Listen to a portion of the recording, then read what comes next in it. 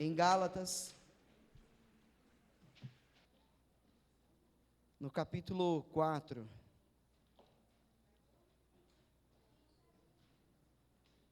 Gálatas é uma carta escrita por um apóstolo, seu nome era Paulo. Gálatas é um povo, sua província chamava-se Galácia. Gálatas capítulo 4, você vai ler comigo, acompanhar comigo, do verso 1 ao verso 7, e depois você toma o seu assento.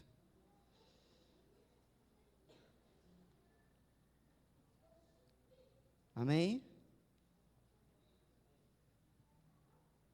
Digo, porém, que enquanto o herdeiro é menor de idade, em nada difere de um escravo, embora seja dono de tudo. No entanto, ele está sujeito a guardiães e administradores até o tempo determinado por seu pai. Assim também nós, quando éramos menores, estávamos escravizados aos princípios elementares do mundo.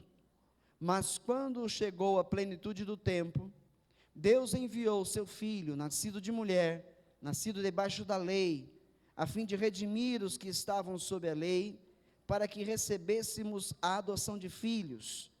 E porque vocês são filhos, Deus enviou o Espírito de seu Filho ao coração de vocês, e ele clama: Abba, Pai.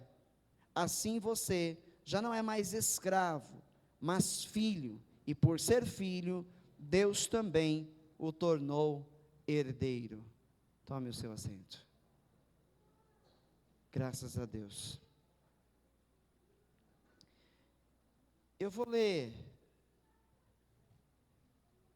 numa segunda tradução alguns versículos, o mesmo capítulo, Gálatas 4.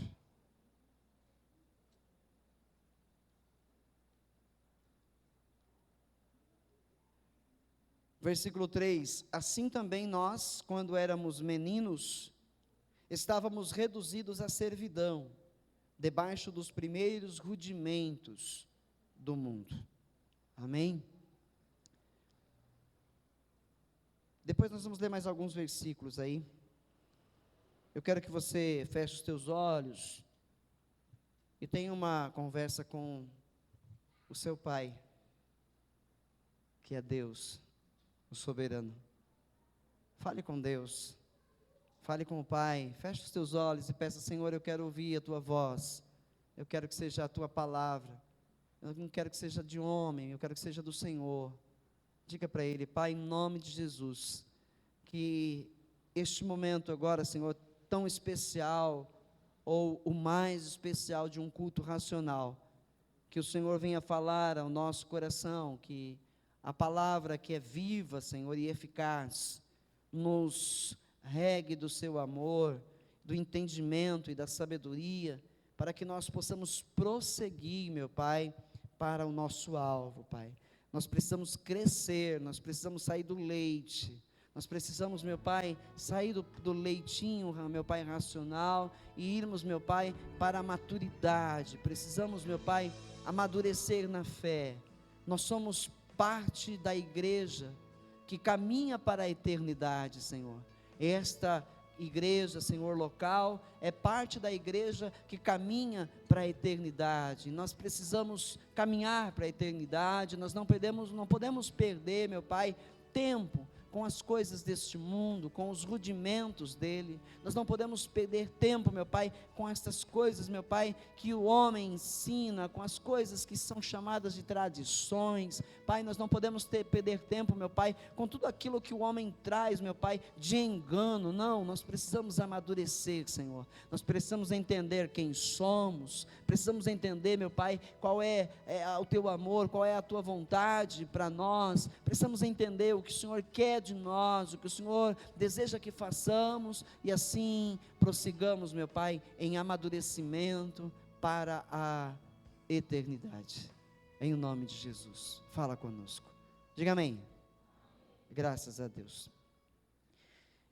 Eu hoje queria trazer uma mensagem para você, igreja, de unidade, porque nós tivemos uma festa ontem aqui na igreja.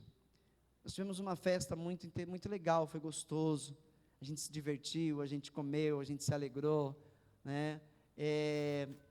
Alcançamos aí um objetivo financeiro para abençoar um pouco a caixa da igreja, e foi com alegria. E muitas pessoas ontem vieram, boa parte da igreja esteve presente, e foi uma coisa tão linda, tão maravilhosa, foi tão gostoso, e ao final, todo mundo ajudando a arrumar, desmontar, limpar, e foi muito bom, quem esteve, eu tenho certeza que também gostou, que se sentiu bem, e quem não esteve, alguns não sabiam, que estão hoje conosco, outros que sabiam e não puderam estar, que você não deixe passar a próxima, porque você não vai estar perdendo nada, tenha certeza, em estar conosco, tá bom? Então, meu desejo era trazer uma mensagem, então, sobre unidade, porque eu vi muito disso ontem, eu vi muito, né, dessa confraternização, a unidade do trabalho, dos obreiros, do pessoal que trabalhou, né, todo mundo ali trabalhando em prol do sucesso, do objetivo a ser alcançado, e nós alcançamos. Então era esse meu desejo. Mas quando eu peguei a palavra de Deus hoje, quando eu peguei na Bíblia Sagrada hoje para meditar na palavra, e eu não pude mudar, eu não pude sair, eu não consegui sair, eu fiquei umas 3 horas com os meus olhos sobre o livro sagrado, e eu não consegui sair do capítulo 4 de Gálatas, eu não consegui me desvincular dele, e aí eu peguei a outra Bíblia, porque eu não uso uma Bíblia só, eu tenho uma porção aí, e peguei uma outra Bíblia para comparar a tradução e para ver significado de palavras, e quando eu peguei a outra Bíblia que eu fui abrir, e já estava no capítulo 4 de Gálatas, eu falei, realmente eu não vou poder pregar sobre unidade hoje, porque Deus não quer, né? Deus quer falar sobre um outro assunto, e eu intitulei a mensagem sobre crescimento, crescei na graça e no conhecimento, ou seja, amadureçam, é isso que Deus está falando conosco, amadureçam. A igreja hoje, ela é muito dividida, a igreja do Senhor sobre a terra, ela é muito dividida, nós não conseguimos ver uma unidade sendo vivida pela igreja, no que diz geral, não denominação em si, mas no geral, nós não vemos assim, uma perfeita unidade, nós não vemos assim, união, vemos muito pouco isso. União é coisa que quase não existe, na verdade, entre as denominações evangélicas, porque se você não está de acordo com os princípios daquela denominação e passa por um deles, eles não olham para você, para eles, você não é crente. É assim que funciona hoje, e isso é deprimente, isso é triste, isso é realmente muito ruim para quem serve a Deus com temor, para quem ama a Deus de todo o seu coração. E eu me sinto mal em saber que existem tantos problemas na igreja sendo vividos hoje, por causa do homem, por causa dos ensinamentos, por causa dos rudimentos, amém? E eu queria então que a Michele colocasse nessa tradução, na atualizada, esse verso 3 outra vez. Assim também nós, quando éramos meninos, estávamos reduzidos à servidão, debaixo dos rudimentos do mundo. No capítulo 6 de Hebreus, eu não marquei o versículo aqui, mas é o primeiro versículo, capítulo 6 de Hebreus. Pelo que, deixando os rudimentos da doutrina de Cristo, prossigamos até a perfeição, não lançando de novo o fundamento de arrependimento, de obras mortas e de fé em Deus.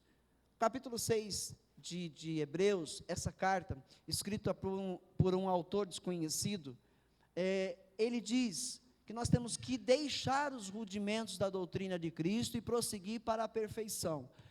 Deus nos salvou pelo sacrifício de Jesus Cristo na cruz do Calvário, e nós somos livres. Põe isso no teu coração. Porque Cristo nos salvou, nós somos livres. Porque Cristo nos libertou da lei e do pecado. Nós somos livres. Somos livres. Então a questão da mensagem hoje é falar ao teu coração que você precisa estar mais atento aos ensinos que lhes são dados acerca da palavra de Deus. Cuidado!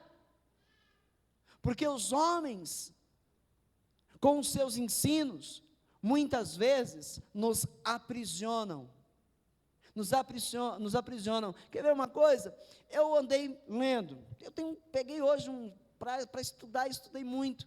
Eu peguei as doutrinas de homens em seus tempos. Hoje nós temos algumas doutrinas, na verdade, alguns costumes da igreja evangélica que são colocados como doutrinas.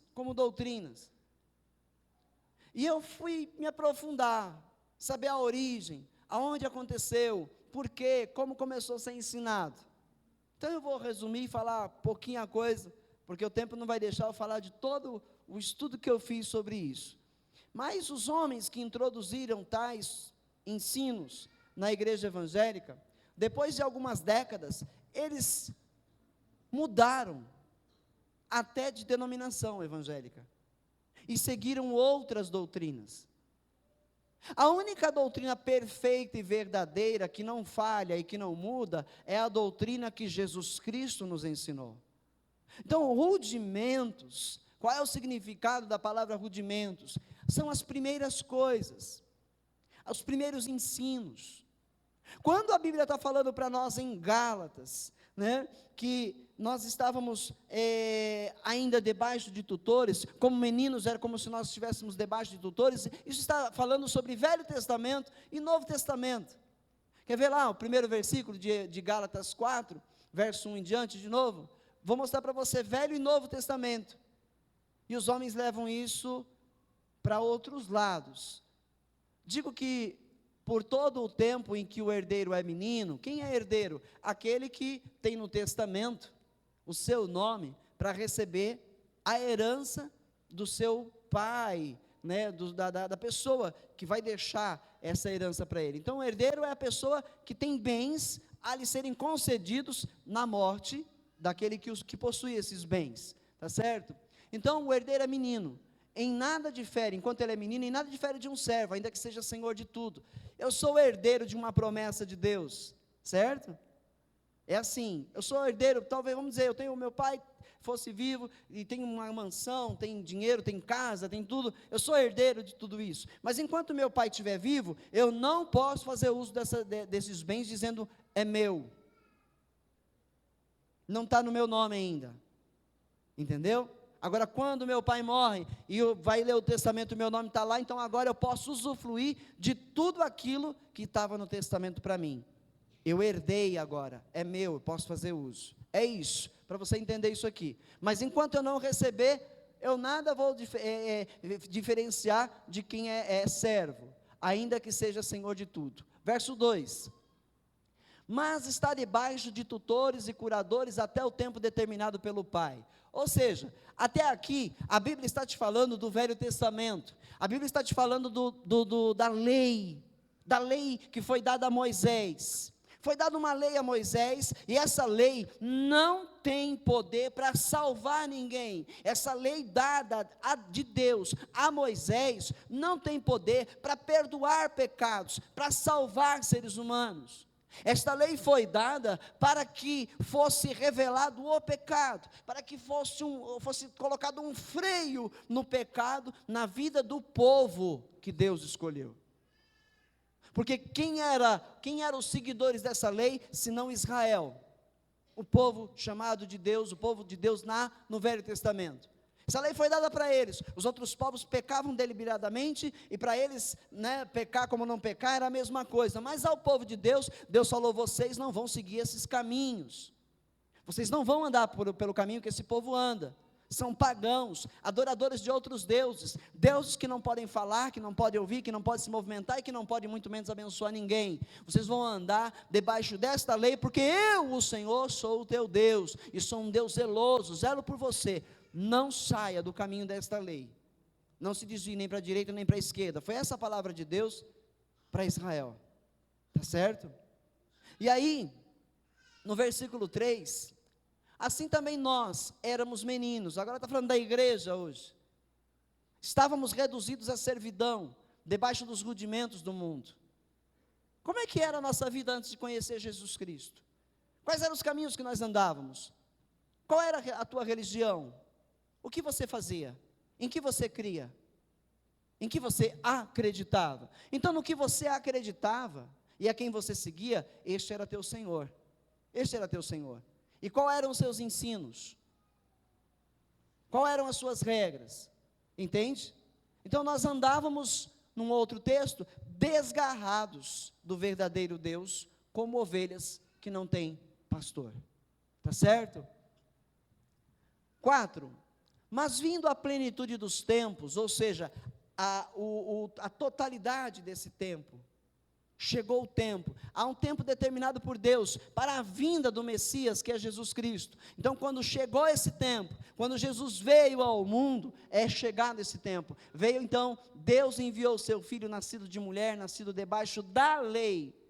Jesus também nasceu debaixo dessa lei, Jesus nasceu entre os judeus, Jesus nasceu de uma judia, de um homem judeu, ele era judeu também, então ele nasceu debaixo dessa lei, para resgatar os que estavam debaixo da lei, a fim de recebermos a adoção de filhos. Então Jesus vem, nasce dentro dessa lei, debaixo dela, e depois, quando chega o seu tempo, de pregar o amor de Deus sobre a terra, os ensinamentos para voltarmos para Deus, ele também cumpre toda essa lei.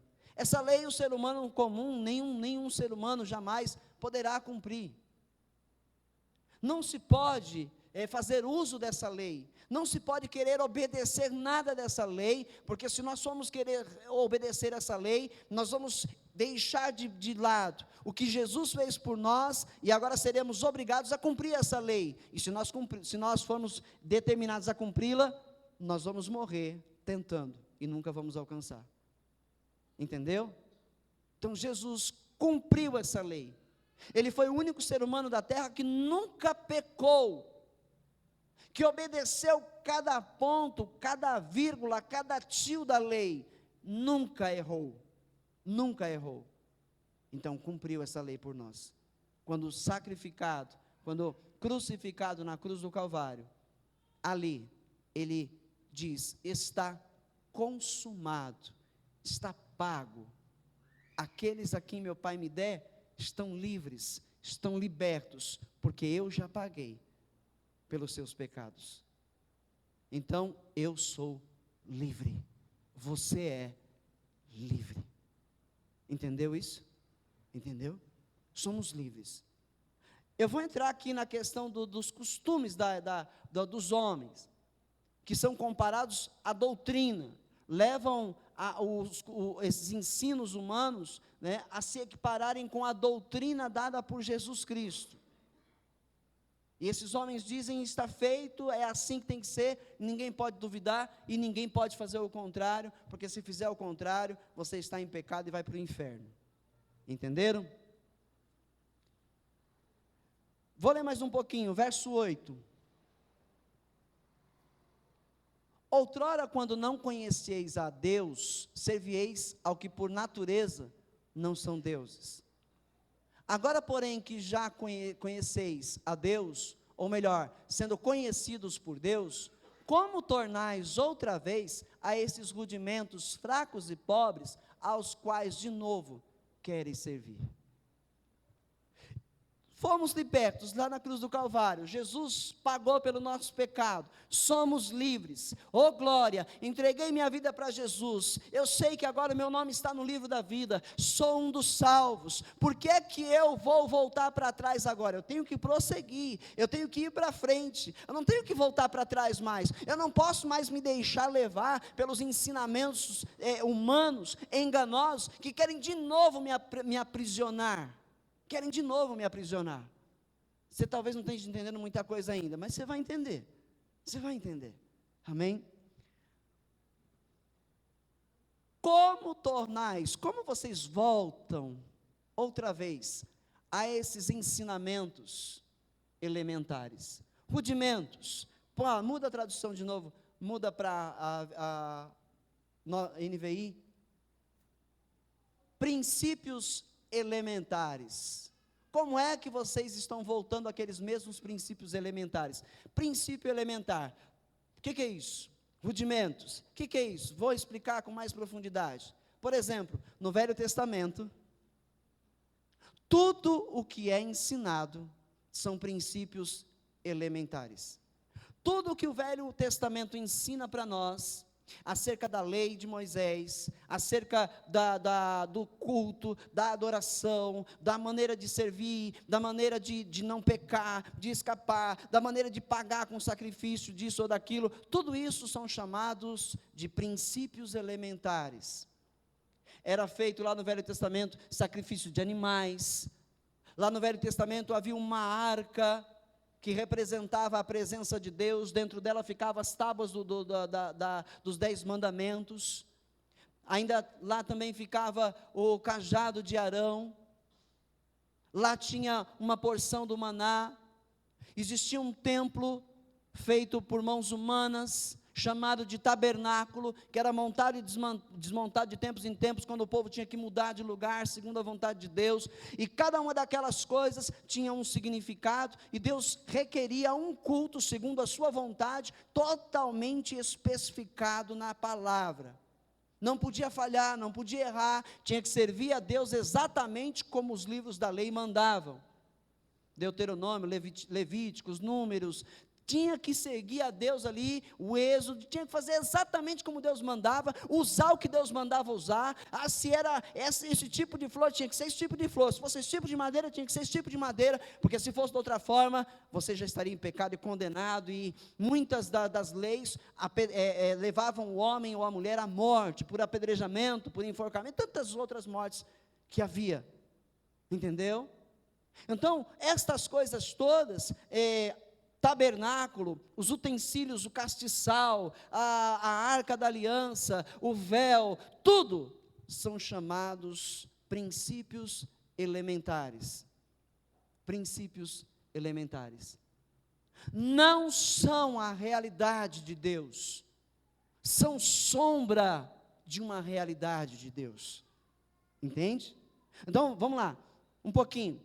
A igreja pega e vai fazer uma campanha agora, às sextas-feiras, da arca, campanha da arca da aliança, e aí bota uma arca da aliança feita aqui bonitinha, né, toda douradinha, e aí todo mundo vai fazer a campanha, vai levar uma arcazinha pequenininha para casa.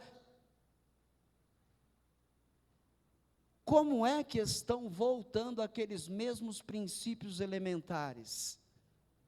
Paulo diz. Quando você dá ouvidos a esses falsos ensinos, você está voltando, você está regredindo, você está se deixando aprisionar. Aprisionar. Porque todas estas coisas são visíveis e apalpáveis, e não tem valor algum nos dias de hoje. Não tem valor algum.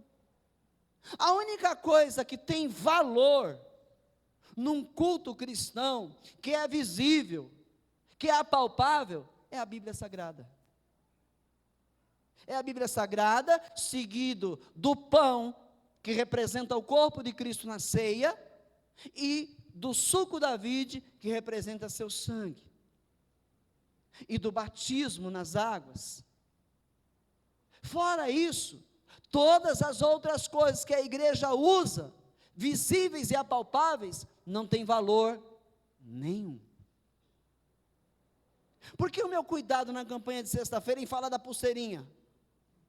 Essa pulseira é só um compromisso que você vai fazer com outra pessoa, para aquela pessoa que não é crente saber que você está orando por ela. Você foi lá, deu uma pulseira para ela, falou, põe no teu braço, eu vou colocar outra no meu, e aqui é meu compromisso com você de estar orando por você em toda a campanha que vai ter lá na minha igreja. Vou orar e vou jejuar por você durante toda a campanha. É só um compromisso, uma lembrança. Quando você olhar, tem alguém orando por mim. Aquela pessoa está orando por mim, está jejuando por mim. E o meu cuidado em fazer cada um entender que isto não tem valor nenhum espiritual. Não tem valor espiritual nenhum. Absolutamente. Aí um faz a campanha com pãozinho, o outro faz a campanha com sal, o outro faz a campanha com arroz, o outro faz a campanha com incenso, o outro faz a campanha com a arca, o outro faz a campanha com a espada, o outro faz a campanha com escudo, o outro faz a campanha com isso. Nada disso tem valor algum espiritual para Deus. Entende? Nada. Quando se eu pegar aqui, fizer uma campanha na igreja aqui, botar uma arca da aliança aqui, uma réplica da arca da aliança aqui, eu estou indo contra os ensinos da verdadeira doutrina, contra o verdadeiro ensino, porque isso pertence ao Velho Testamento, quando os princípios eram visíveis. Esses princípios elementares só representavam o que estava por vir. Tudo no Velho Testamento é sombra do que Cristo faz pela humanidade no Novo Testamento. Cristo é o meu tabernáculo, Cristo é a minha arca da aliança, Cristo é a verdade, Ele é a minha fé, e nada mais tem a ver com este Deus, a não ser a minha fé. Entendeu, igreja? Hoje fala-se de rudimentos, vamos mais profundo, dogmas e sacramentos. O que é que são dogmas? Essa palavra a gente ouve muito no catolicismo, mas a igreja evangélica também tem, e muito.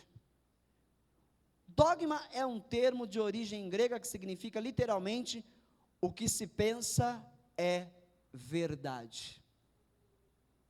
Ou seja, nós temos a Igreja Cristã Evangélica Deus Eterno, um ministério, uma denominação cristã, e aqui agora eu estabeleço algumas novas regras na igreja, e equiparo elas à verdade de Deus, e digo, vocês não podem duvidar disso, e vocês têm que seguir esse ensinamento que eu, Marcos, homem, estou dando para vocês, do meu entendimento, aquilo que eu entendi, aquilo que eu sei que Deus falou, é eu que estou dizendo, você tem que obedecer, porque se você não obedecer, você está em pecado. Então todo mundo agora obedece esse dogma na igreja. Vamos inventar alguma coisa, eu tenho que entrar com o pé direito, pelas portas aqui, todas as vezes que eu vim cultuar. Por quê? Porque quando eu entro com o pé esquerdo, eu já estou dizendo que eu estou inventando alguma coisa aqui para você entender.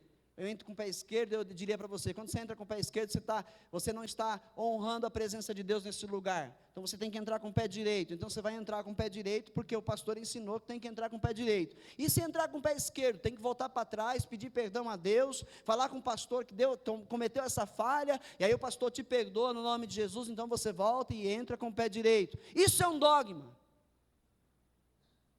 Ninguém pode ser contrário a esse ensino.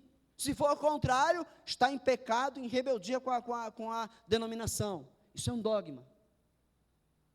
E isso é o que a igreja tem feito no geral. Colocado regras e ensinamentos difíceis de suportar, difíceis de obedecer. Estão querendo voltar ao tempo da lei. Porque o tempo da lei, ninguém conseguia cumpri-la. Era difícil demais, mas Deus não colocou a lei para que ninguém a cumprisse, porque Ele sabia que ninguém ia cumprir. Foi para revelar o pecado, foi para refrear esse pecado no meio do seu povo, eu já disse isso. E hoje, muitos líderes evangélicos ou de outras religiões têm colocado pesos, fardos pesados demais para a igreja carregar. E quando a igreja aceita carregar esses fardos, ela está voltando, ela está tornando aos princípios passados. Percebeu? Sacramento, ato religioso cuja finalidade é a santificação daquele que é seu objeto.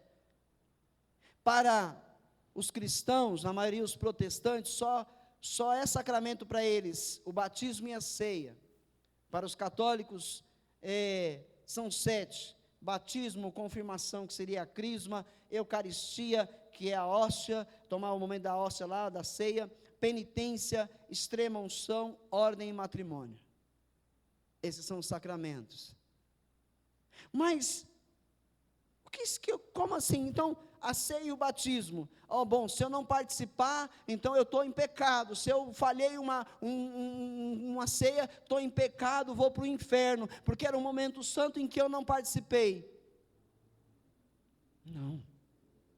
Mas se for sacramento, você não pode perder, você não pode sequer pensar em ficar de fora disso.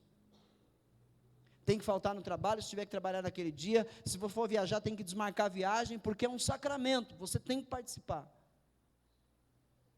A ordenança de Jesus é que todos aqueles que creem no Senhor sejam batizados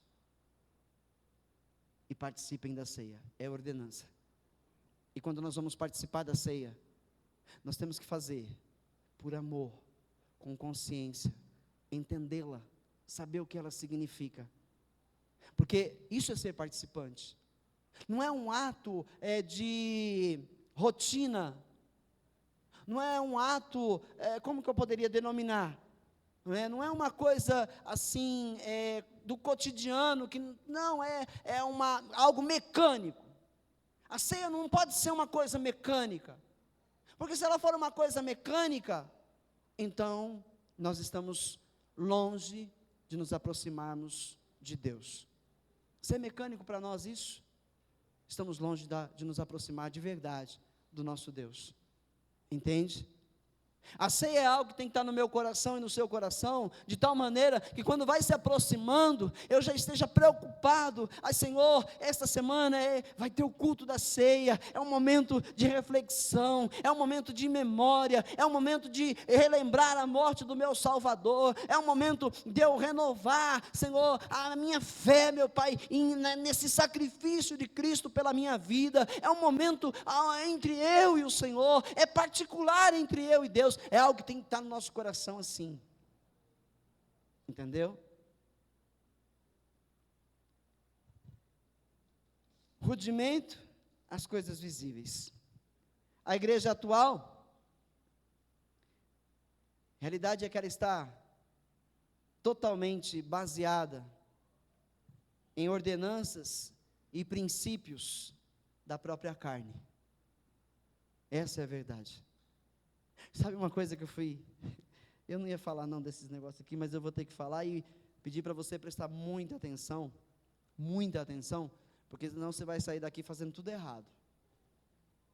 E se uma palavra do que eu disser que não foi entendida, você vai sair por essas portas fazendo tudo errado. Teve um homem muito importante na nossa história, que mudou a história da igreja no nosso planeta, Seu nome era Martinho Lutero. Ele era um frei católico, e ele começou a estudar a Bíblia, e ele começou a comparar a Bíblia com os ensinos do Papa, e ele começou a ver que tinha uma porção, um monte, quase uma centena de erros, e ele começou a anotar todas essas coisas. Deram no total 95 erros, teses de ensinamentos errados, contrários à verdade bíblica, à verdade de Deus. Esse homem, ele pregou essas teses nas portas da catedral e protestou contra isso. E nessa época, uma revolução aconteceu, e houve morte, houve perseguição, virou uma guerra. Mas ali surge então a igreja chamada protestante, que seria a igreja que hoje nós fazemos parte, protestante, tá certo? Que protestaram contra os falsos ensinos, contra os dogmas e sacramentos da igreja católica, que se dizia a única igreja, tá certo? E eu queria te falar uma coisa, o Martinho Lutero, ele era uma pessoa simples, comum, como qualquer um de nós. E ele, pasmem, bebia cerveja. Ele bebia cerveja. Que para nós hoje é uma coisa totalmente repugnante. Um crente tomar uma cerveja é uma coisa repugnante. E eu digo para você, continue com o coração desse jeito, porque você não volta ao erro. Entendeu? Meia palavra basta para quem entende. Continue com essa repugnância à bebida alcoólica. Mas o Martinho Lutero era cristão, ele foi usado por Deus para mudar a história da igreja no nosso planeta, mas o homem bebia cerveja. Existia uma cerveja com o nome dele, a cerveja do pai da reforma, tinha a foto dele no rótulo da cerveja. Percebe? Você já vai entender por que eu estou falando isso. Outro, e na verdade era assim, o dono da fábrica de cerveja era o próprio Martinho Lutero, mas não era ele quem fabricava a cerveja, era a esposa dele, que chamava-se Catarina. Era ela que fabricava a cerveja, mas levava o nome dele, tá certo? Não se escandalize. Outro homem, muito conhecido, era Calvino. Deixa eu ver se eu encontro aqui, que eu não ia falar dessas coisas para você, mas eu acabei...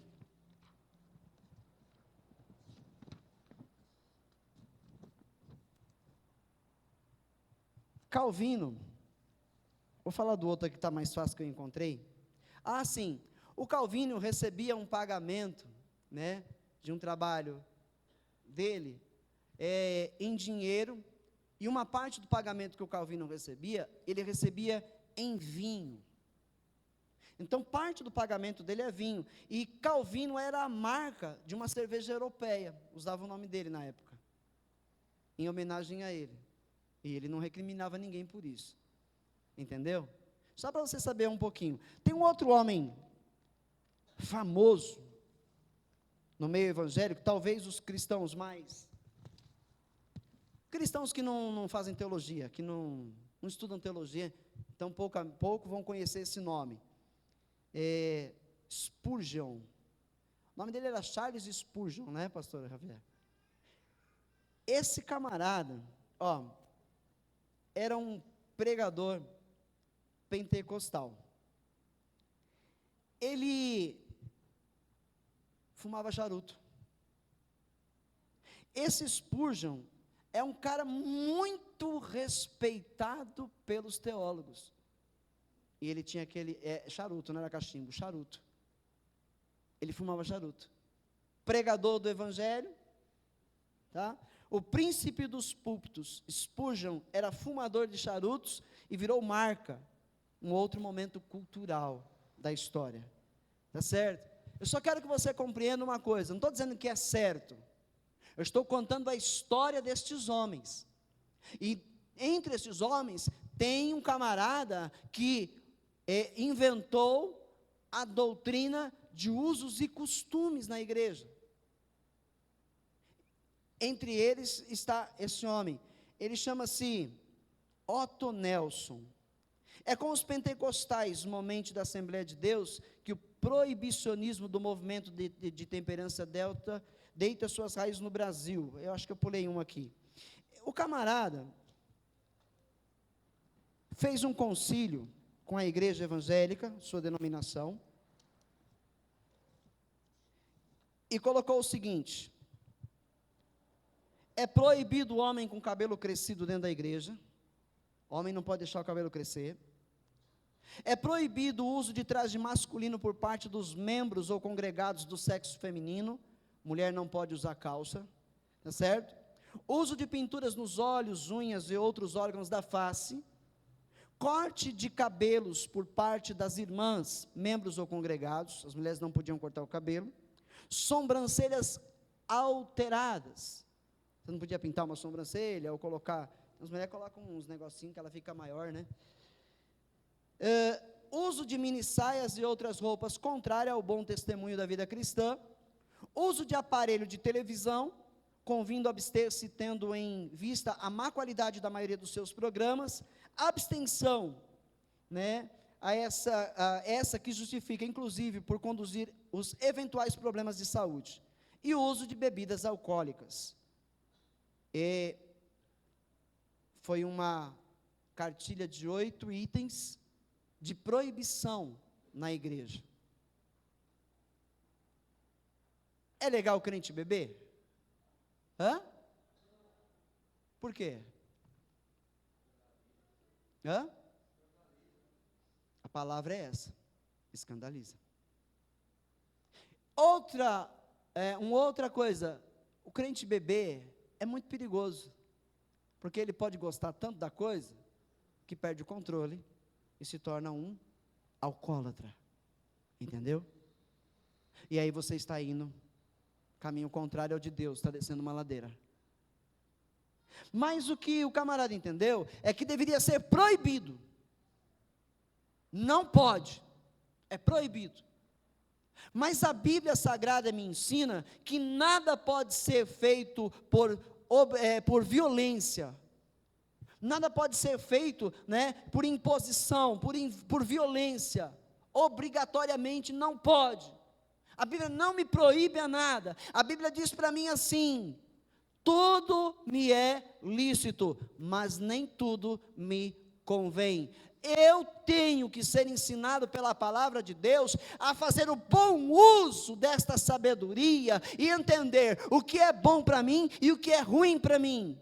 E entender que aquilo que é ruim para mim também não vai ser bom para o meu irmão, também não vai ser bom para a minha igreja. Então eu vou pregar a verdade de Deus e cada um vai entender que isso não é bom, não é bom, vai nos fazer o mal. Entenderam? Nossa igreja não tem nenhum tipo de uso de costume, e muitas vezes pessoas vêm nos visitar e se escandalizam com a nossa igreja.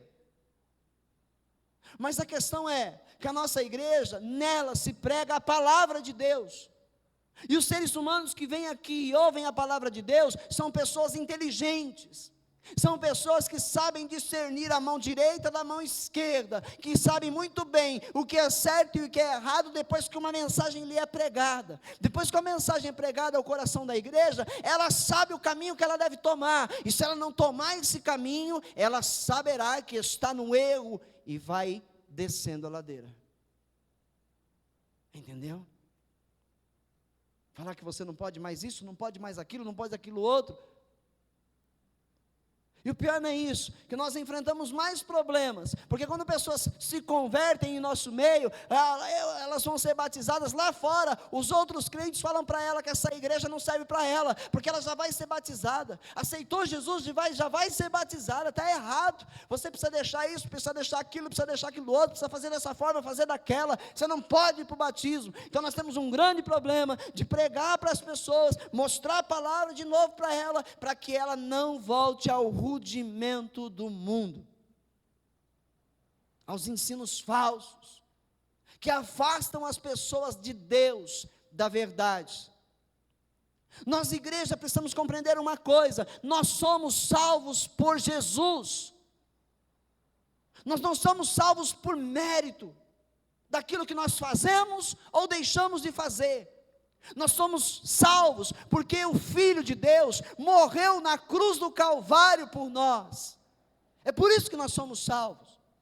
Então o que eu faço ou deixo de fazer não diz respeito aos camaradas que acham que eu só vou ser salvo se eu parar de fumar, que eu só vou ser salvo se eu parar de beber, que eu só vou ser salvo se eu parar, disso ou daquilo, se eu não assistir televisão, que eu só vou ser salvo se eu parar de falar isso ou falar aquilo.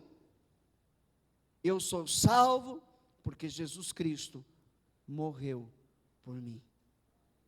Amém? A minha vida particular diz respeito a Cristo, e não as pessoas que querem cuidar da minha vida. Olha assim para você e entenda, vá com isso no teu coração. Sabe por quê? Eu não sei por que Deus pediu para eu trazer essa mensagem, colocou no meu coração, mas talvez seja porque pessoas aqui estão sendo lá fora confrontadas por outros crentes. Talvez seja porque pessoas aqui estão sendo condenadas por outras pessoas lá fora. Por quê? Porque aqui não prega que você tem que usar saia, mulher. Porque aqui não prega que você tem que usar paletó e gravata, homem. Porque aqui não prega que você não pode cortar o cabelo, e que homem não pode deixar o cabelo crescer. Então nós somos confrontados lá fora. Ah, mas a sua igreja pode isso? Ah, mas pode aquilo outro? Ah, mas sua igreja não tem línguas? A tua igreja não tem barulho? Ah, então isso não é igreja. Nós somos confrontados. Então, se você está sendo confrontado lá fora e estão te julgando, diga para essa pessoa: a minha vida particular diz respeito a Jesus Cristo. É para Ele que eu devo as minhas satisfações. É para Jesus. É para Jesus. A palavra que eu ouço na igreja é a palavra da verdade. E me é dado o livre poder de escolher se eu sigo esse ensinamento ou não. É você quem decide.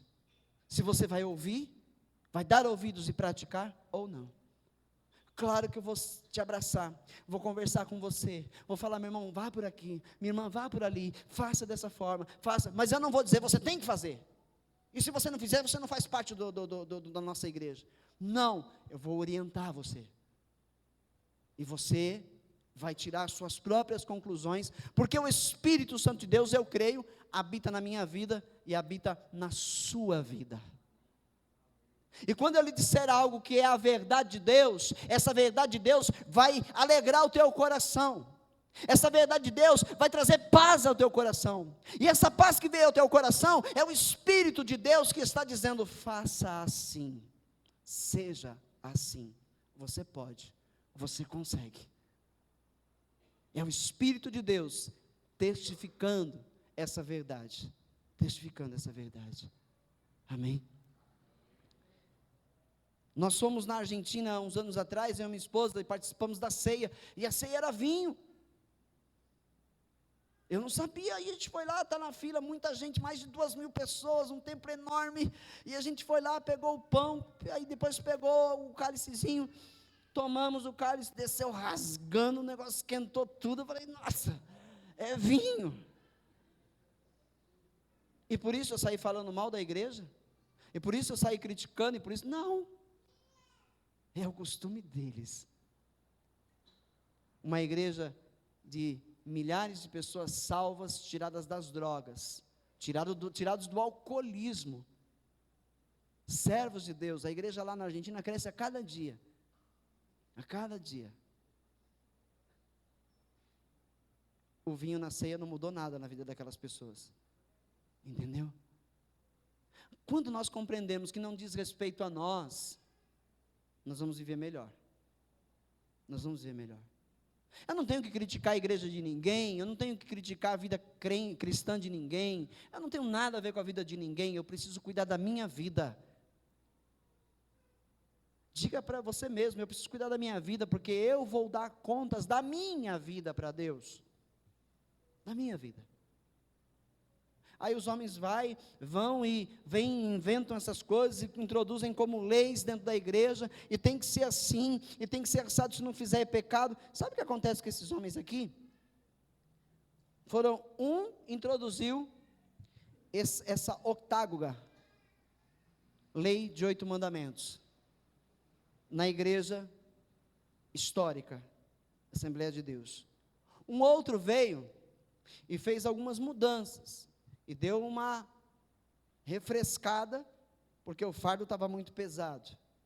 E depois, ambos saem da igreja, e vão e aderem a um outro movimento, chamado Movimento da Temperança, que era onde eu comecei a ler, eu estava lendo errado. O pensamento metodista, no entanto, o pensamento metodista acerca do assunto era compartilhado por poucas pessoas, até a publicação de um folheto de autoria do médico Benjamin Rush, um dos signatários da Declaração de Independência norte-americana, que debaterou contra o uso dos espíritos ardentes, álcool destilado, introduziu a noção de vício e prescreveu a abstinência como uma única cura. Apesar da adesão de alguns pregadores proeminentes, o movimento perdeu força durante a Guerra de Secessão, para mais tarde ressurgir por meio da união feminina pela temperança cristã. E foi tão bem sucedido na realização dos seus objetivos que Catherine Booth, esposa do fundador do Exército da Salvação, William Booth, observou em 1879 que quase todos os ministros cristãos estadunidenses haviam se tornado abstêmicos, ou seja, a igreja não bebia mais.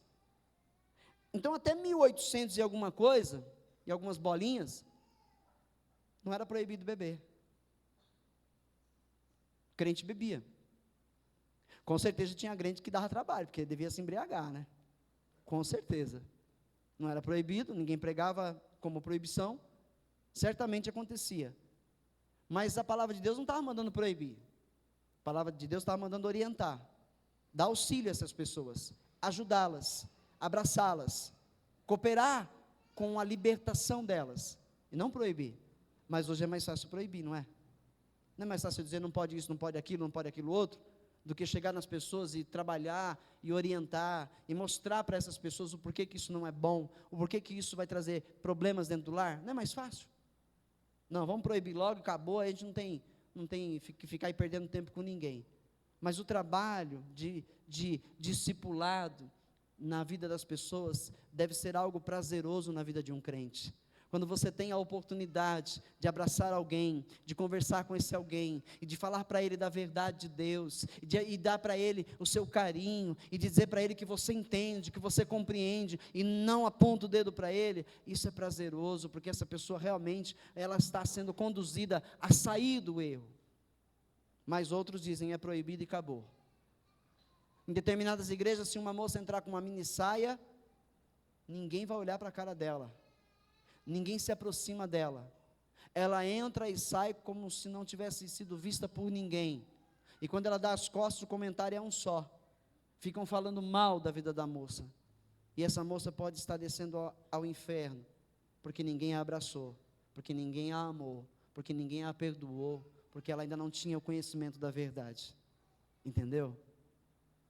Não seria mais fácil nós abraçarmos as pessoas, nós buscarmos entender o porquê que as pessoas estão no erro? Porque se alguém está no alcoolismo, algo aconteceu para ela estar lá, aprisionada.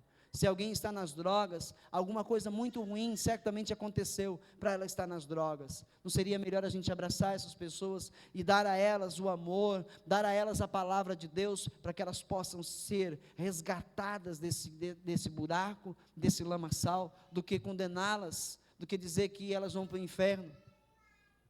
É tão fácil condenar alguém.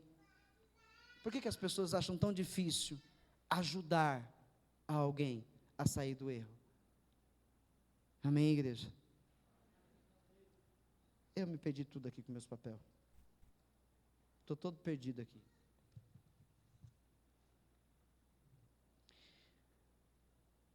A igreja atual, baseada em ordenanças e rudimentos da carne, tem impedido dos membros chegarem à perfeição. Essas ordenanças têm sido motivo de conflitos e múltiplas divisões, através da história da igreja. Tudo isso tem ocorrido por falta de conhecimento, e o apóstolo Paulo nos faz o chamado a deixar os princípios elementares do mundo, ou seja, os seus rudimentos, da doutrina de Cristo, e caminhar para a perfeição. Por exemplo, é fato que alguém pega e fica falando de alguma coisa nova que a igreja faz. O pastor fez uma campanha diferente agora. Se você entendeu a campanha e está falando o que é certo, glória a Deus. Mas se você não entendeu, pode ter pessoas que não entendem uma campanha que a gente faz na igreja e falar que essa pulseirinha aqui é ungida. Eu preciso pegar uma pulseirinha daquela lá porque é ungida, vai me fazer o bem, né? Não aprisionem a mim também. Essa pulseira não é ungida. Não tem poder nenhum. Entenderam? A Bíblia nos fala, lá no Hebreus 6, volta lá para nós um pouquinho. 6, vou ler de novo aqui. Portanto, deixemos os ensinos elementares a respeito de Cristo e avancemos para a maturidade, sem lançar novamente o fundamento do arrependimento, de atos que conduzem à morte da fé em Deus. Deixa eu parar um pouco aqui. O cara, que eu esqueci o nome daqui, eu me perdi nos papéis, que introduziu lá esse negócio de cabelo, de saia, de pintura que não pode, esse mesmo camarada, sabe qual foi a doutrina, depois que ele saiu dessa igreja, sabe qual foi a doutrina que ele aderiu? Foi a doutrina do G12. G12 é uma doutrina totalmente contrária a todos os ensinamentos que essa igreja que ele participava tinha. E é uma igreja que ensina coisas, são rituais novos, ou seja, você quer ser salvo?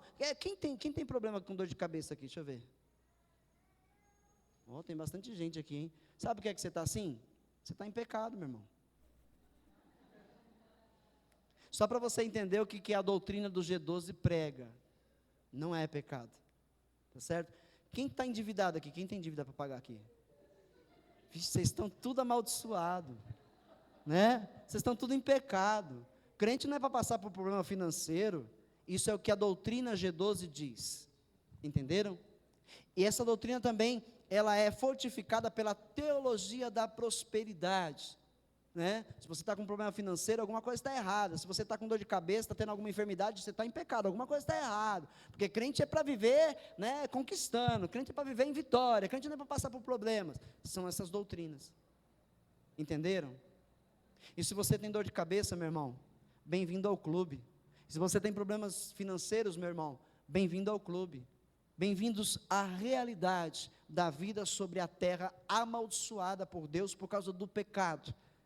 Todos nós estamos nessa terra e temos que passar por problemas, mas em todas estas coisas, diz o Senhor, seremos mais do que vencedores se nós perseverarmos até o fim. Então esse cara foi lá e falou, mulher não pode cortar cabelo, tem que usar saia lá embaixo, né? O homem não pode fazer isso ou aquilo. Ele inventou todo esse negócio aí, e depois saiu de lá, né? E foi lá e entrou numa doutrina dessa daí, e está pregando tudo aquilo contrário do que ele acreditava, do que ele cria. Como que você vai acreditar em homens, igreja? Não coloca a tua fé em homens, igreja. Não coloca a tua fé em líderes, igreja. Às vezes você pode ser fã de um ou outro pregador na internet, às vezes você pode ser fã de um ou outro pregador na televisão. Não coloca a tua fé neles, não coloca a tua confiança em seus ensinos. Confia no Senhor que fez os céus e a terra.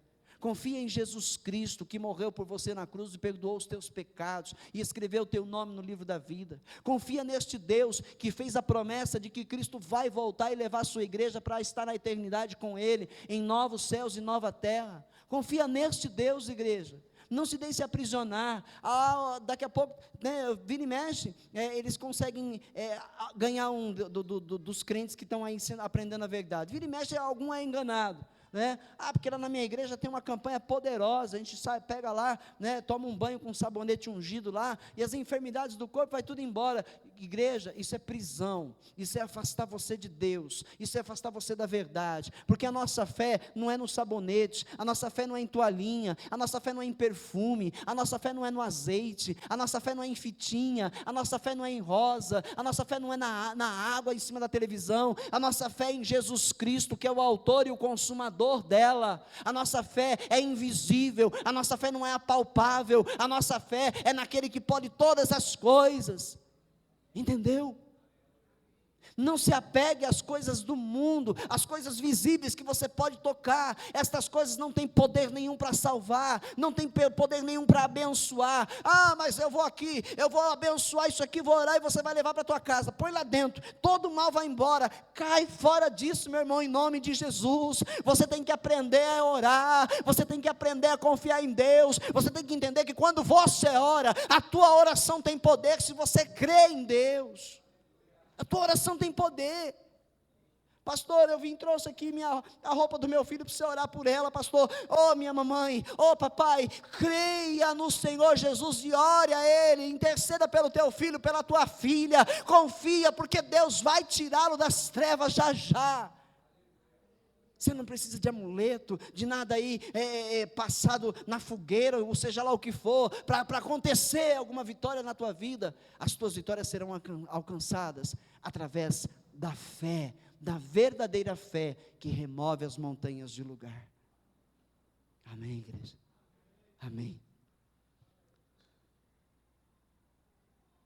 Hebreus 9:10.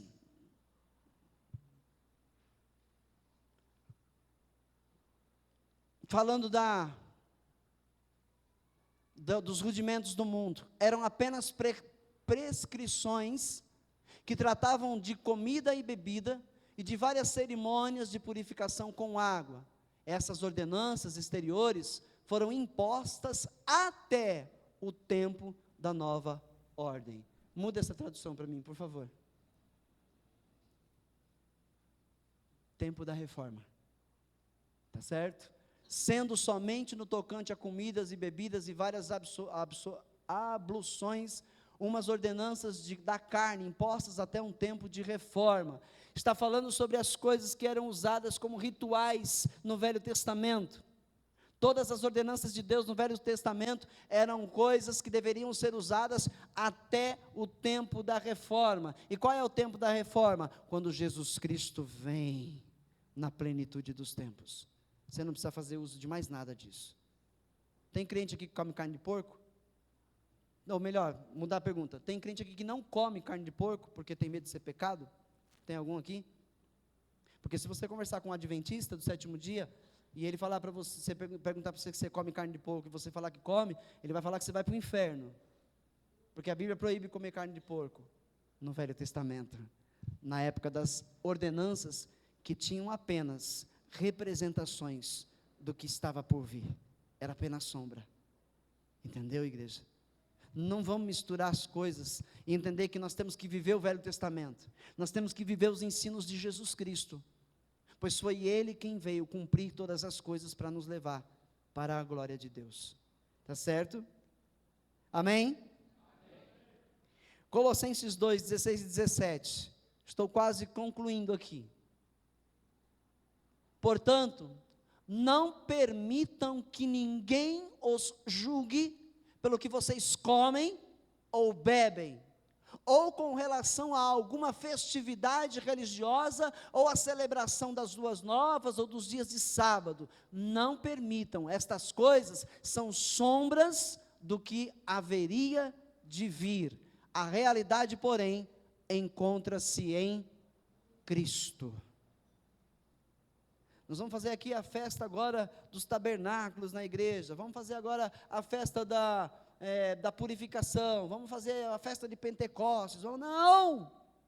Essas festas tinham segredos espirituais que se revelaram em Jesus Cristo, nosso Senhor. Você não precisa se aprisionar a essas coisas. Amém? Ninguém, pois, vos julgue por causa da comida e bebida. Vou já li. Há um chamado bíblico para deixarmos rudimentos. Colossenses 2, verso 8. Tenham cuidado, para que ninguém os escravize a filosofias vãs e enganosas, que se fundamentam nas tradições humanas e nos princípios elementares deste mundo, e não em Cristo. Está certo? Não se deixe escravizar. O homem, sabe por que eles fazem isso? Ou é falta de conhecimento bíblico, que na maioria das vezes é falta de conhecimento da palavra, da verdade, ou então, é porque eles têm algum interesse em sugar de você o que você tem para ele. Então coloca que eles são certos, que essa igreja é a correta, e que se você sair dali você é amaldiçoado, e coloca um monte de peso em cima de você, porque você é fonte de lucro para eles. Então, a Bíblia diz, tenham cuidado para que ninguém escravize vocês, tá? Com as suas filosofias, seus ensinos vãos e enganosos. Amém? Houve tempo em que se comprava terreno no céu. Alguém lembra disso, não? Ia na igreja e você ia lá comprar o seu terreninho no céu. Você tinha que pagar em prestações o terreninho lá do céu. Lembra disso? Hoje está muito além. Eu nem sei das novidades porque eu não acompanho. Mas o último que eu vi que tinha um martelinho da justiça, que você levava o martelinho para casa e batia lá, e a justiça ia ser feita dentro da tua casa. E o martelinho custava R$1.000. Ou justiça cara, é melhor pagar advogado. Hã? Até, a Roberta está dizendo que até Bíblia chega a custar R$1.000 numa igreja. Até uma Bíblia. Hã? Agora tem uma balança, entendeu? O que Jesus está dizendo para nós aqui, gente? Para nós não deixarmos ninguém nos escravizar, para não deixarmos ninguém nos enganar. Você vai vencer as tuas batalhas pela fé em Jesus. e a fé é invisível. Amém? Quem crer e perseverar até o fim, vai alcançar de Deus tudo que precisa alcançar, tudo. E eu preciso terminar, nosso tempo está acabando. Eu queria ler um pouco mais ainda, mas é muita coisa. Para terminar aqui, Colossenses 2, 20 e 23. Já que vocês morreram com Cristo para os princípios elementares do mundo, os rudimentos do mundo, porque, como se ainda pertencessem a Ele, vocês se submetem a regras. Nós morremos com Cristo, não estamos mais aprisionados aos dogmas humanos.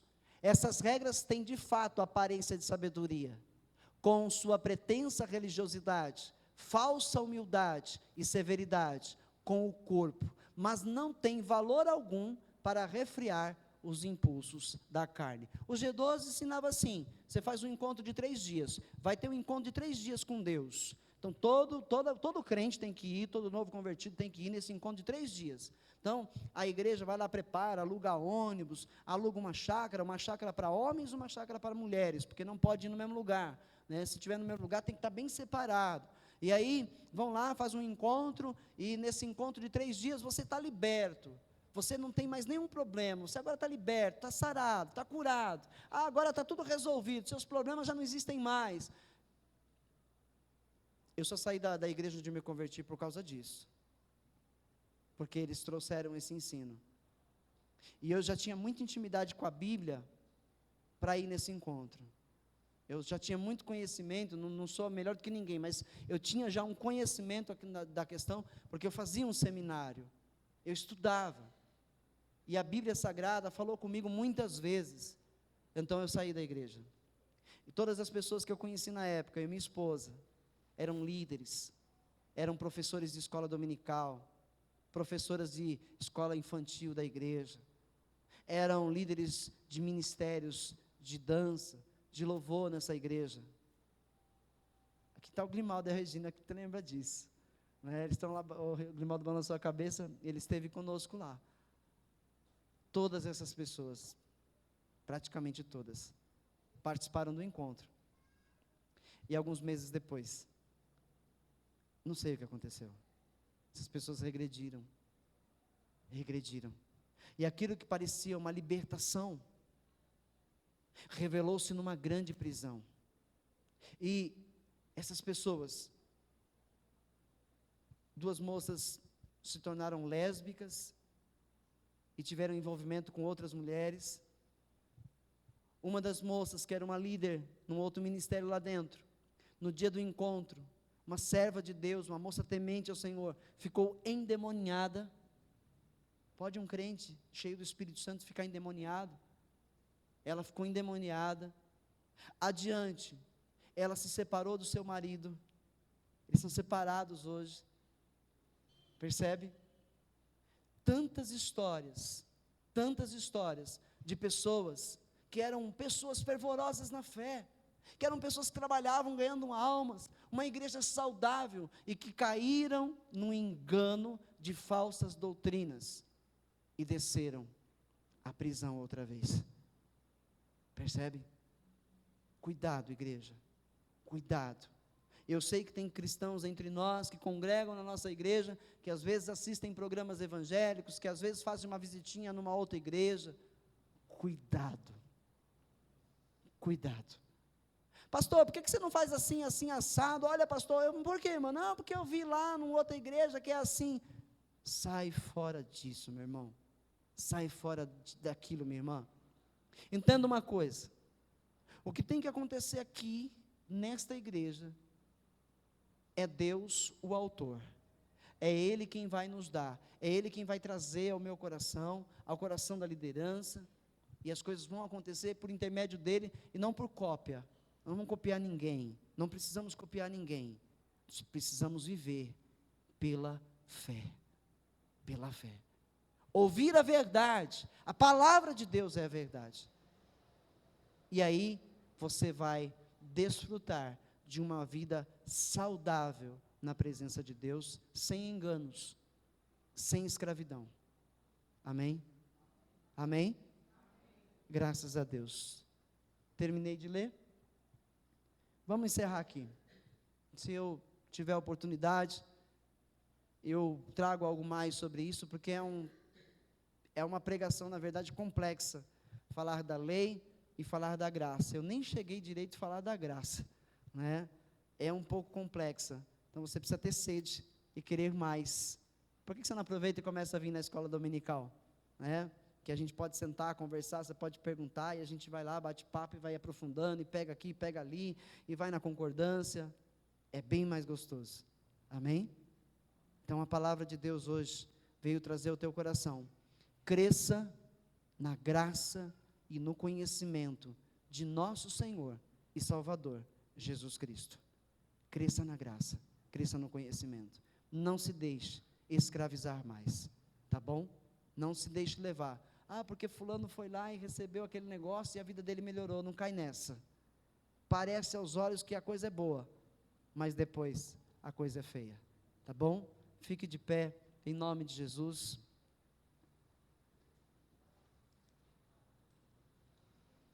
Aleluia. E vamos orar? Vamos pedir para Deus que a cada dia nós tenhamos dele a sabedoria para caminharmos para a eternidade. Deus tem chamado a igreja para caminhar para lá. Se a igreja não está caminhando para a eternidade, tem alguma coisa errada. Ela pegou um desvio. Tem que voltar imediatamente para o caminho da eternidade. Soberano Deus, Pai Todo-Poderoso, nós somos salvos pelo amor do Senhor, ali, meu Pai, na cruz do Calvário. Nós somos salvos, meu Pai, porque o Senhor entregou Jesus Cristo para morrer em nosso lugar naquela cruz. Nós somos salvos, ó Pai, porque Jesus entregou-se em nosso lugar. Ele não era, Senhor, maldito, ele não tinha pecados, meu Pai, mas ele levou sobre levou sobre si mesmo toda a maldição, meu Pai, que estava sobre as nossas vidas. Ele levou sobre si ali na cruz do Calvário as nossas dores, as nossas enfermidades. Ele levou sobre si, meu Pai, todo o mal que estava sobre as nossas vidas. E pelas suas pisaduras, meu Pai, pelas suas feridas ali, meu Pai, na cruz, meu Pai, nós fomos sarados, nós somos libertos, nós somos resgatados, meu Pai, das trevas, nós somos resgatados, meu Pai, do caminho que nos levava à perdição, e trazidos, meu Pai, para o caminho que nos leva à vida eterna, que é o próprio Jesus de Nazaré. Pai querido, sabendo destas coisas, eu, meu Pai, entendo que eu sou livre, meu Pai, que o meu irmão, que a minha irmã é livre, Senhor, e nós não precisamos nos submeter, Senhor, a fardos pesados que os homens, meu Pai, querem colocar sobre as nossas costas. Nós não precisamos nos submeter, meu Pai, a falsas doutrinas, Senhor, a falsos ensinos e regras, meu Pai, que nos afastam, meu Pai, do caminho da perfeição.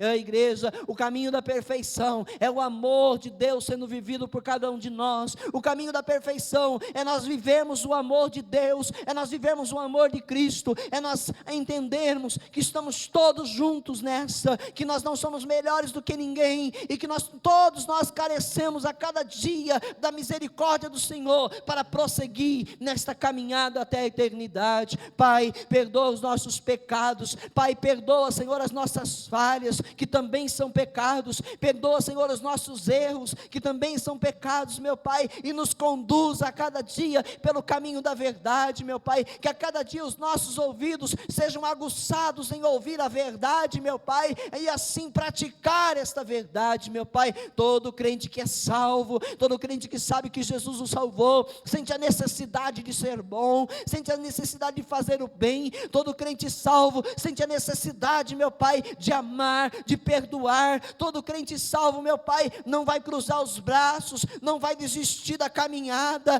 não vai desistir porque viu um erro na igreja, não vai desistir porque viu, meu Pai, alguma coisa errada entre irmãos. Não, meu Pai, ele vai continuar em frente e vai entender, meu Pai, que todos nós ainda somos pecadores, mas a diferença é que somos pecadores arrependidos, não somos mais aqueles que descem o inferno, somos daqueles que sobem para a tua glória. Pai, em nome de Jesus, meu Pai, que no coração de cada cristão, meu Pai, Pai, que conosco está nessa caminhada, esteja, Senhor, a certeza de que é salvo, porque Jesus Cristo o salvou, é salvo, porque Jesus Cristo se entregou por ele, meu Pai, que cada um de nós tenhamos esta convicção, e o crente, meu Pai, que declara ser salvo, além de crer que Jesus ali morreu por nós, Senhor, ele trabalha pelo bem do teu reino, ele trabalha, meu Pai, para o crescimento da tua igreja, ele trabalha pelo bem-estar do seu irmão, da sua irmã, meu Pai, trabalha pelo bem-estar das vidas, pela conversão, meu Pai, dos que estão na escuridão,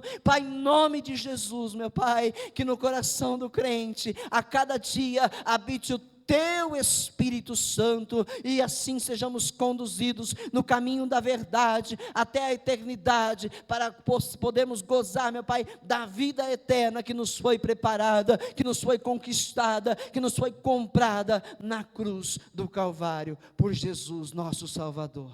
Aleluia. Diga amém.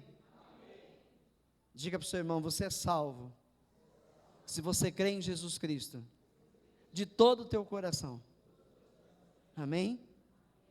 Você não é salvo pelo que ninguém diz de você lá fora, e sim pelo que Cristo fez por você, na cruz do Calvário. Amém, igreja? Vamos dar uma salva de palmas para Jesus.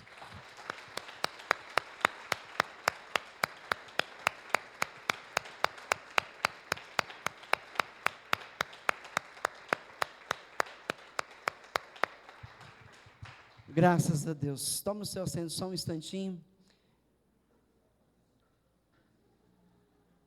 Eu quero reforçar o convite para quem não está participando ainda da campanha de sexta-feira.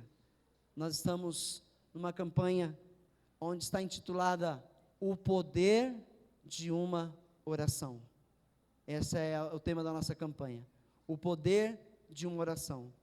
E nós começamos na sexta-feira passada, e a mensagem foi sobre a oração de Ana, em 1 Samuel, no capítulo 1, e agora na próxima sexta-feira, a mensagem será sobre mais uma oração, ouvida por Deus, de um outro personagem bíblico, tá? Que eu não vou revelar ainda a vocês, mas na sexta-feira, vocês vão ouvir sobre essa pessoa, sobre esse personagem, e Deus vai promover no seu coração, uma fé mais duradoura, e você vai alcançar mais vitórias. E quem não pegou a pulseira, nós estamos fazendo o seguinte: a gente está dando um par de pulseiras para quem quer participar da campanha. Você leva esse par de pulseiras para sua casa com um intuito, com um propósito: pegar uma pessoa do seu convívio, que não é crente, que não tem a sua vida no Senhor, ou que seja afastada dos caminhos do Senhor, e você vai lá até ela, pega essa pulseira e diga para ela: posso orar por você? Está tendo uma campanha na igreja, e dá tempo, eu quero orar por você nessa campanha, e jejuar por você, para que a tua vida possa melhorar. Eu posso? Você acha que a pessoa vai dizer sim ou não? Ela vai dizer sim. Então você vai pegar uma pulseirinha, vai pedir para ela colocar no pulso, e fala: não tire essa pulseira, coloca a outra no seu, e diga assim: esse é o meu compromisso com você, eu vou orar por você durante toda a campanha lá na igreja.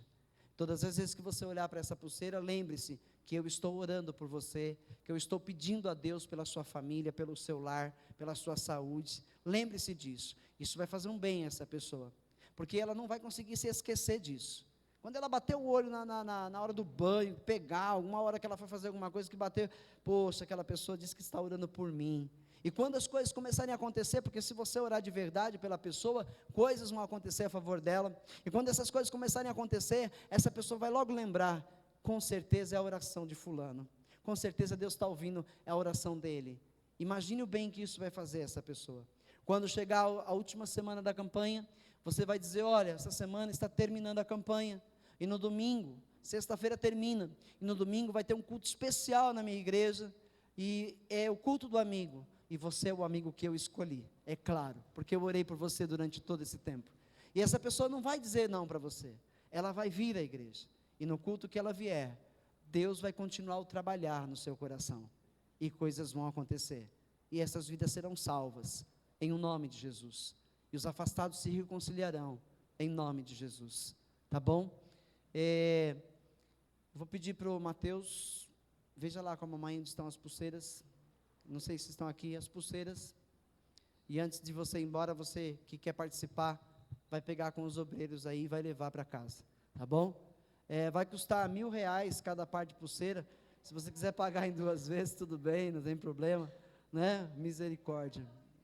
Aceita cartão, cheque, né? Vale transporte, vale refeição, transferência bancária, vamos aí. Não, nada disso, nada disso. Vamos levar essa pulseirinha com fé e acreditar que a nossa oração por aquela pessoa que você escolheu vai fazer efeito e essas pessoas terão suas vidas renovadas no Senhor. Amém? Essa é uma campanha de temor a Deus, porque Deus quer salvar. Amém, igreja? E por você fazer isso por alguém, Deus vai abençoar também o teu lar, a tua casa, os teus filhos, a tua sementeira, os teus celeiros. Deus vai abençoar. Porque nós estamos buscando o reino de Deus e a sua justiça. E o que nós precisamos, Deus vai acrescentar. Tá bom? Aleluia.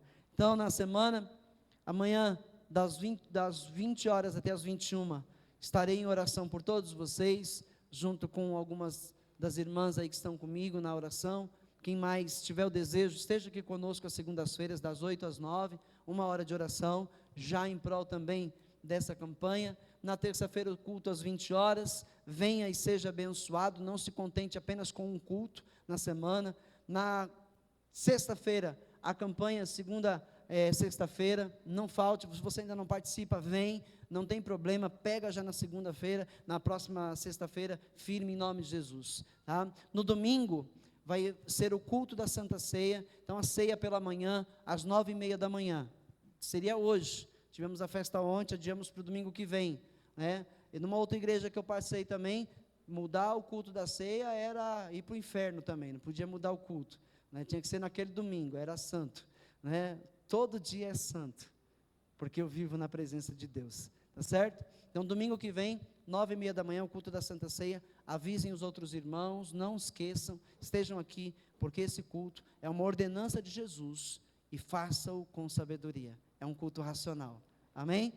Tá aí as pulseirinhas? Tá aí? Então, põe nas mãos, alguém vai pegar? Não? Porque a gente já leva para você, aqui ó, vai lá Mateus, já dá para a irmã Lucimara, dá para a Lilian, a Ceni também levantou a mão, falou não?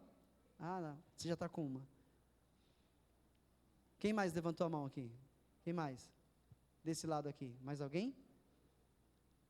Levanta a mão aí, que aí o Mateus vai até você. Aqui a Valéria, o Diácono Holanda também. Vai com fé, tá? Você vai trazer essa vida para Cristo, em nome de Jesus, tenha certeza. Mais alguém que não pegou? Aqui, filho. Amém? Graças a Deus. Agora vamos ficar de pé e vamos estar encerrando o culto dessa noite. As crianças estão tendo um culto especial também lá na frente, né? Hoje é festinha do Dia das Crianças lá, e com certeza elas estão bem animadas lá, não devem estar querendo ir embora não. Então os pais que estão com as crianças lá, vai com calma lá, espera terminar, tá bom? A cantina vai estar aberta. Quem nos visita hoje? A irmã que está aqui, você veio domingo passado, não foi? Você? Você veio um culto passado? Foi, né? Você veio quando? Faz mais de um mês. Não foi você que veio semana passada? Nossa. Seu nome? Viviane? Seja bem-vinda, tá? E Deus falou ao teu coração, então permanece firme. Tá bom? Em nome de Jesus. A irmã, o seu nome? Oi? Meire, você já veio aqui? Não, primeira vez. Seja bem-vinda, Meire. Veio a convite de alguém? Veio a convite de alguém? Não? Ai, que legal. Que bom, glória a Deus. Seja bem-vinda, Meire, em nome de Jesus. Os obreiros depois, pega aí, né, o telefone deles, das irmãs, tá bom? Em nome de Jesus. Mais alguém que nos visita aqui, que eu não... Aqui, né? Ela já veio, Roberta? Já, né? Seu nome mesmo? Karen. Seja bem-vinda. Bom, você pegou a pulseira, você está firmando um compromisso com Deus, então vou te ver aqui muito, em nome de Jesus. Glória a Deus. Mas a Líbina e o esposo Sandro, né, estiveram conosco já em 2 encontros de casais aqui na igreja. Sejam bem-vindos em nome de Jesus. O filhinho está lá, né? Sejam bem-vindos sempre, tá bom? O Pedro também não é visitante não, né? Já veio aqui outras vezes, já esteve conosco, mas sabe que é bem-vindo em nome de Jesus. Esqueci mais de mais ninguém, né? Sejam bem-vindos, Marcelo e Silvana, quanta saudade de vocês. Puxem a orelha deles aí, povo, tá bom? Em nome de Jesus. Erga as tuas mãos. Diácono Holanda, venha fazer essa oração final, em nome de Jesus.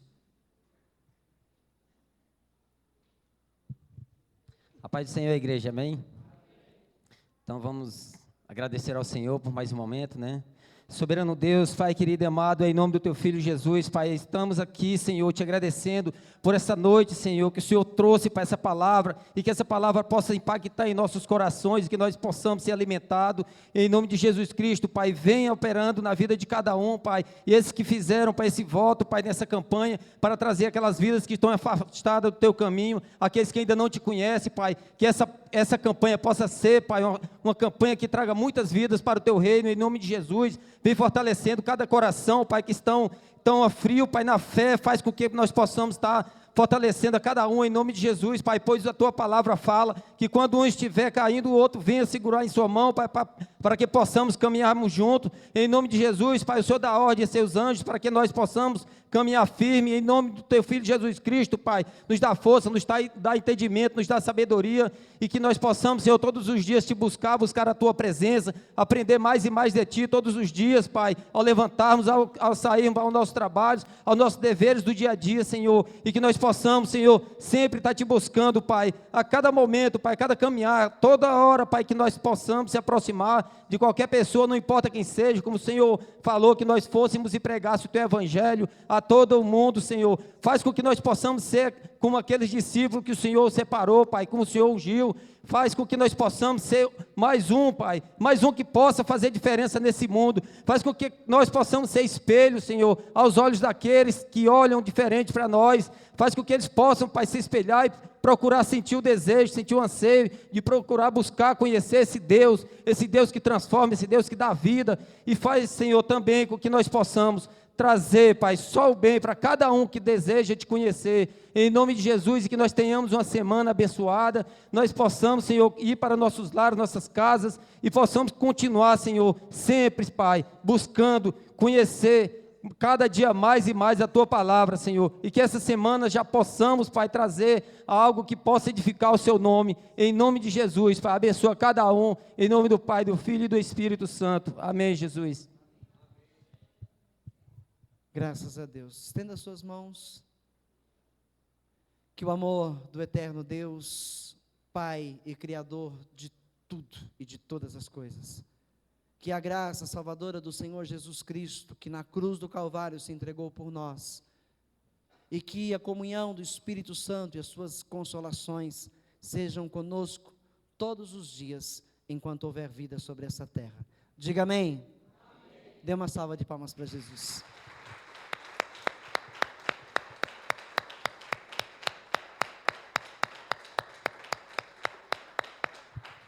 Vão com Deus, que a semana de vocês seja uma semana maravilhosa na presença de Deus, que vocês alcancem vitória, que vocês alcancem o favor de Deus, em tudo que vocês forem fazer, tá bom? A cantina está aberta ali no corredor, na porta lateral, estejam à vontade.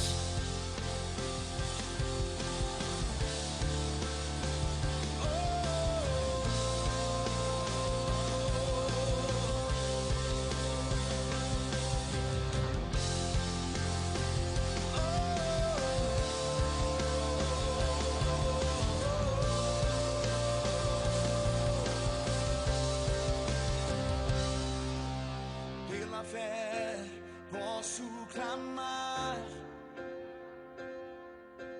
pela fé posso enxergar, pela fé posso tocar.